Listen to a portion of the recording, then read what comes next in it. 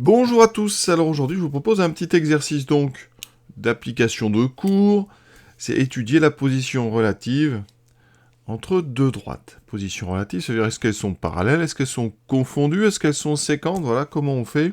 Eh bien quand les équations sont sous forme cartésienne, il y a une propriété très simple. Je l'expliquerai, mais visuellement voilà comment ça va se passer. On écrit les deux équations de droite l'une sous l'autre. Il va falloir regarder les coefficients de x et y dans chacune des deux équations. D'accord? Donc, on va regarder le coefficient de x dans la première, le coefficient ensuite de y dans la deuxième, voilà, avec son signe évidemment, le signe qu'il y a devant. On regardera le coefficient donc, de x dans la deuxième, donc ici c'est un 1, et le coefficient de y dans la deuxième. Les valeurs des constantes, ici moins 5 et moins 6, ne sont pas importantes pour le parallélisme. Et ici, eh bien, la propriété toute bête, on va regarder eh bien, les deux diagonales, les produits diagonaux.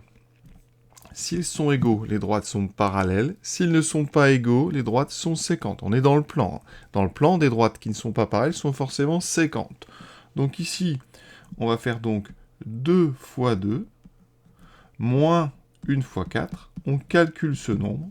Ici, ça fait 4 moins 4, ça donne 0. Et donc, eh bien, D est parallèle à D'. Voilà la propriété. Alors, je vais l'expliquer après.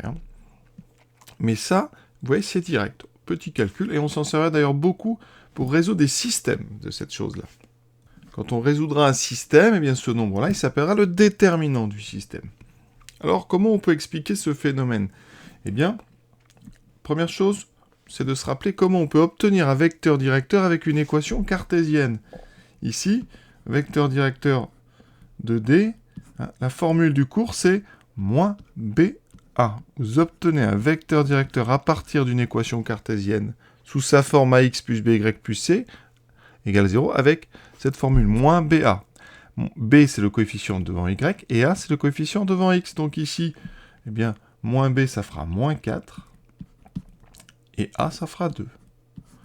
Pour D', même technique, moins BA, donc moins 2, 1. Voilà. Et ensuite, eh bien pour savoir si des droites sont parallèles, eh bien on regarde si leurs vecteurs collinaires, si leurs vecteurs directeurs sont collinaires. Et ça utilise un outil qui est le déterminant, ou tout simplement la proportionnalité des coordonnées.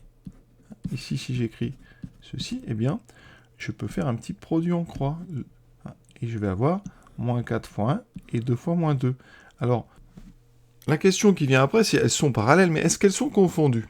Parce que les droites parallèles, soit elles sont confondues, il n'y a qu'une droite, soit elles sont complètement disjointes. Il n'y a aucun point d'intersection. Elles sont ce qu'on appelle strictement parallèles. Pour ça, ça va être très simple. Il faut transformer un petit peu l'une des équations ici. On va faire 2x plus 4y moins 5 plus 4y. Attention. Et on va essayer de transformer D'. Or D', je vais multiplier les deux membres par 2. Donc j'aurai 2x plus 2 fois 2, 4, plus 2 fois 6, 12, moins 12 égale 0. Vous voyez qu'ici, mais qu'est-ce qui se passe? Pour la première, pour D, on a 2x plus 4y qui vaut toujours 5, alors que pour la deuxième, 2x plus 4y vaut toujours 12. Voilà, et ça, qu'est-ce qu'on déduit de ça? Eh bien, quand on a un point de coordonnées xy, eh bien, 2x plus 4y ne peut pas faire 5 et 12 en même temps. Donc ici, D et D' n'ont pas de point d'intersection. Ça n'est pas possible. Donc D et D' sont ce qu'on appelle strictement pareilles. Elles ne sont pas séquentes. Elles ne peuvent pas avoir de point d'intersection. Voilà comment on va montrer rapidement que deux droites parallèles sont strictement parallèles. Et si vous trouvez des deux côtés égale 5, eh bien, c'est que vous n'avez qu'une seule droite. Si vous pouvez mettre deux équations cartésiennes sous la même forme, c'est que finalement, vous n'avez qu'une droite. Deuxième exemple, on va faire pareil, j'ai mis les droites, les équations les unes sous les autres, pour bien avoir les coefficients. Donc, premier coefficient, ici celui de x, on va faire son produit avec le coefficient de y de la deuxième ligne.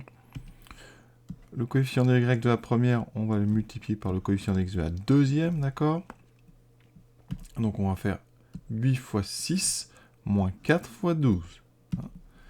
Donc 8 fois 6 moins 4 fois 12, ça vaut donc 48 moins 48, ça fait 0. Donc, D est parallèle à D'. Voilà. Autrement dit, vraiment j'explique, là vous n'êtes pas obligé de le faire à chaque fois, moi j'explique. Si je prends un vecteur directeur avec moins BA, ça me fait moins 12, 8. Si je prends un vecteur directeur de D', j'obtiendrai moins 6, 4. Et bien normalement, ces deux vecteurs sont collinéaires. Alors je vais multiplier par exemple le deuxième par 2. Oui, j'obtiens moins 12, 8. Donc effectivement, ces deux droites ont même direction. Est-ce qu'elles sont confondues? Eh bien, je vais juste multiplier l'équation de D' par 2 des deux côtés. Donc D, c'est 8x plus 12y plus 2 égale 0. D', ça fera 8x plus 12y plus 2 égale 0. Cette fois-ci, c'est la même. Donc ici, eh bien, donc D et D', et ce n'est qu'une seule et même droite. On dit qu'elles sont confondues. Parce que vous voyez, on a obtenu ici la même équation. Et dernier exemple, donc on va faire pareil. On regarde le coefficient de x de la première droite, le coefficient de y de la deuxième. D'accord? Donc ça c'est A, B' dans la formule. Ensuite on regarde A', et on regarde B. Voilà. Et on fait le produit diagonal. Donc ici, 7 fois 10, moins 5 fois 5.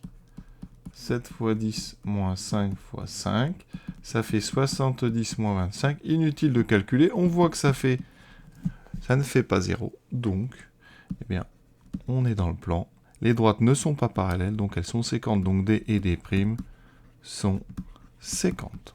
Et la suite du programme, ça va être d'arriver à déterminer par des méthodes, combinaison, soustraction, substitution, à déterminer justement le point d'intersection de ces deux droites. Voilà. Je vous souhaite une bonne fin de journée à tous, en espérant que vous ayez bien compris le principe. À bientôt.